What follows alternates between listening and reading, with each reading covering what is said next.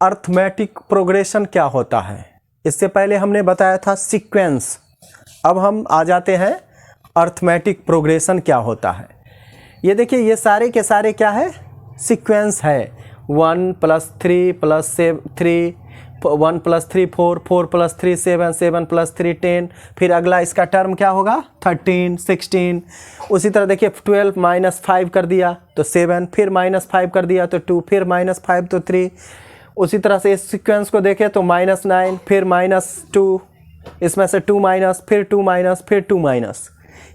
तो कोई भी ऐसा सीक्वेंस, जब हम एक पार्टिकुलर सीक्वेंस के बारे में ही बात करते हैं तो उसको हम बोलते हैं प्रोग्रेशन। उसको क्या बोलते हैं, प्रोग्रेशन बोलते हैं। जब एक हम विशेष सीक्वेंस की बात करें, दैट इज कॉल्ड प्रोग्रेशन। अब देखिए कि ये कैसे है स्पेशल, मतलब तीनों में एक ही चीज क्या है, स्पेशल हम कैसे बात कर रहे हैं। इससे पहले कि बता दें कि प्रोग्रेशन आप 3 टाइप्स के होते हैं, अर्थमेटिक प्रोग्रेशन, ज्योमेट्रिक प्रोग्रेशन और एक होता है हार्मोनिक प्रोग्रेशन। ये आपको 10th में पढ़ना है और 11th में भी है। ये 11th में है और ये अभी कहीं भी दिया हुआ नहीं है। ये हम लोग जब पढ़ते थे तो ये था, अभी ये सिलेबस से हटा दिया गया है, समझ गए। तो अभी हम क्या देखेंगे, अर्थमेटिक प्रोग्रेशन।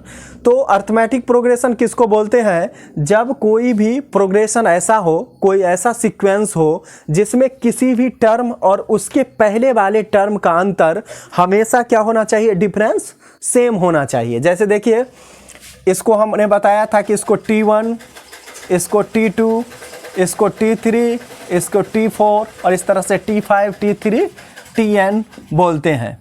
बताया था सीक्वेंस में कि फर्स्ट टर्म को T1 से हम लिखेंगे, T2 T3 T4। आप A1 A2 A3 कुछ भी लिख लीजिए, उससे कोई फर्क नहीं पड़ता है, हम T1 ही लिखा करेंगे। आप भी लिखिए, कोई दिक्कत नहीं है। किताब में आपको A1 A2 A3 से डिनोट किया है, किसी किसी में X1 X2 X3, वो डिफरेंट राइटर ने अलग अलग लिख दिया है, उससे कोई फर्क नहीं पड़ेगा। तो देखिए, जो अर्थमेटिक प्रोग्रेशन का जो फर्स्ट टर्म होता है यानी Tn, उसको हम A से डिनोट करेंगे। उसको हम क्या से डिनोट करेंगे, ए से। यानी अर्थमेटिक प्रोग्रेशन का जो फर्स्ट टर्म होगा दैट इज डिनोटेड बाय ए। अब देखिए, हमने क्या बताया कि कोई भी टर्म और उसके जस्ट पहले वाले टर्म, जैसे T2 - T1 निकाल दीजिए। तो देखिए यहां पर T2 4 है, -1 कितना 3, T4 - T3 कर लीजिए, 10 - 7 3, T3 - T2 7 - 4 3। तो आप क्या देख रहे हैं कि किसी भी टर्म और उसके पहले वाले टर्म का डिफरेंस ऑलवेज क्या आ रहा है, सेम आ रहा है। तो अर्थमेटिक जो प्रोग्रेशन होता है इसी को बोलते हैं कि किसी भी टर्म और उसके पहले वाले टर्म का डिफरेंस हमेशा क्या आना चाहिए, इक्वल आना चाहिए। उसी को बोलते हैं अर्थमेटिक प्रोग्रेशन। जैसा कि यहाँ पे आप देख रहे हैं कि, और वो जो डिफरेंस होता है वो सभी चूंकि एक होता है इसलिए हम उसका क्या नाम रखेंगे, कॉमन डिफरेंस। यानी सभी के लिए क्या है, एक ही है। तो उस कॉमन डिफरेंस को हम पूरे अभी इस चैप्टर में डी से डिनोट करेंगे। Common difference is denoted by D and first term is denoted by A. First term is denoted by A. ये अभी देख लीजिए शुरुआत में, आगे आपको इस तरह से आपको रूल बना लेना है कि फर्स्ट टर्म को हम A से डिनोट करेंगे और कॉमन डिफरेंस को D से डिनोट करेंगे। इतना तक समझ गए। अब यदि आपको इसको चेक करना है कि ये अर्थमेटिक प्रोग्रेशन में है कि नहीं, तो आप देखिए इसमें क्या है, T1 कितना है 12, T2 कितना है 7, T3 कितना है 2, T4 कितना है -3। अब क्या कीजिए कि कोई भी टर्म ले लीजिए, T3 - T2। तो देखिए T3 कितना है 2 - 7 -5 आ रहा है।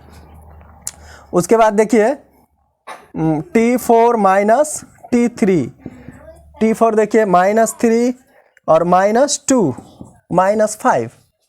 इसमें कॉमन डिफरेंस कितना है, -5 है।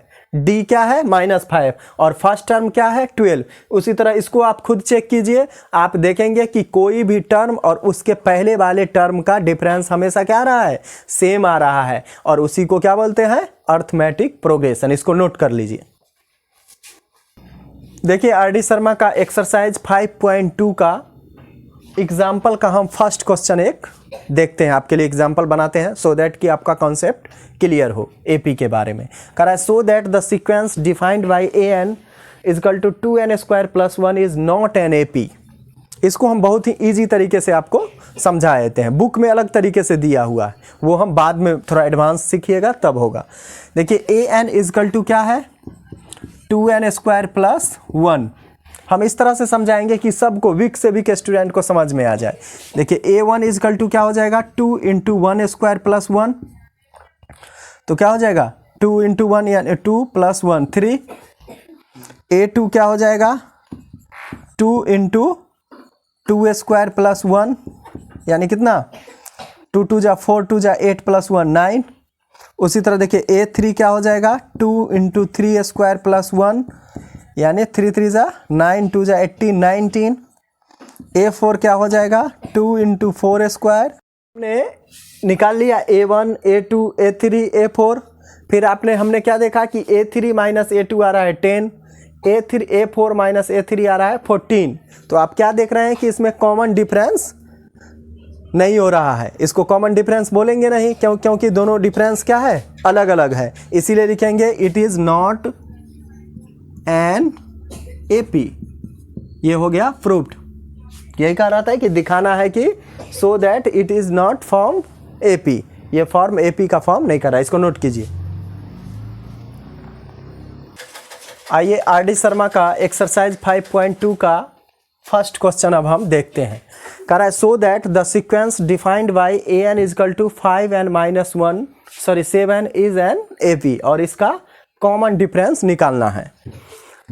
तो an इजकल टू क्या है 5n - 7, a1 निकालते हैं। देखिए 5 × 1 - 7 यानी -2, a2 5 × 2 - 7 10 - 7 3, a3 5 × 3 - 7 15 - 7 यानी कितना 8, a4 5 × 4 - 7 20 - 7 यानी 13 निकल गया। अब देखिए a4 - a3 निकाल लीजिए, तो 13 - 8 5, a3 - a2 निकाल लीजिए 8 - 3 5। आपको डाउट हो रहा है तो a2 - a1 भी निकाल लीजिए। 3 - -2 यानी 3 + 2 यानी 5। तो आप क्या देख रहे हैं कि कोई भी टर्म और उसके जस्ट पहले वाले टर्म का डिफरेंस हमेशा क्या आ रहा है, सेम आ रहा है। इसका मतलब है कि ये एपी में है।